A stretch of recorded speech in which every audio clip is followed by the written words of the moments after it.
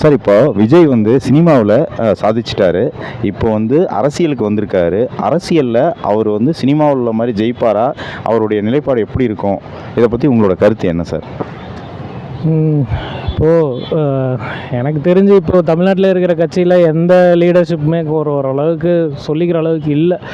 ஏன்னா இப்போ இதுக்கு முன்னாடி ஜெயலலிதா இருந்தாங்க, அதுக்கு முன்னாடி கலைஞர் இருந்தார். அவங்கெல்லாம் பண்ண இதெல்லாம் இப்போ உள்ளவங்க பண்ணியிருக்காங்களா இல்லையான்னு கூட தெரில. இப்போ இருக்கிற சிஎம்க்கு அடுத்து வர ஒருத்தர் இருக்கார், உதயநிதி. அவர் என்ன பண்ணாருன்னு தெரியல. இப்போ புதுசாக இன்னும் 2-3 பேர் இருக்காங்க. அவங்க பேரெல்லாம் சொல்ல, சீமான், அண்ணாமலை, இவங்கெல்லாம் என்னென்ன பண்ணியிருக்காங்கன்னு இன்னும் தெரியல. அதே மாதிரி தான் விஜயும்.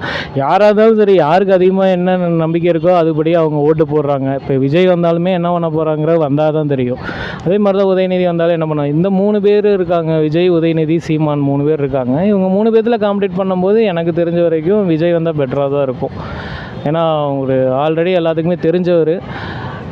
முதல்ல இருந்தே அவங்களோட ரசிகர்கள்லாம் நிறைய உதவி பண்ணியிருக்கிறாங்க. வந்தால் கொஞ்சம் நல்லா இருக்குன்னு நினைக்கிறோம். சீமான் வந்தால் என்ன பண்ணுறாருன்னு தெரில. அவர் இந்த லாங்குவேஜ் இஷ்யூவில் கொஞ்சம் நிறையா அவர் மேலே கொஞ்சம் அதிருப்தி இருக்கிறனால எனக்கு தெரியல. ஏன்னா விஜய் தான் கொஞ்சம் கரெக்டாக இருப்பாருன்னு தெரியுது. உதயநிதியை கம்பேர் பண்ணும்போது கம்பேரிட்டிவ்லி விஜய் இஸ் பெட்டர்.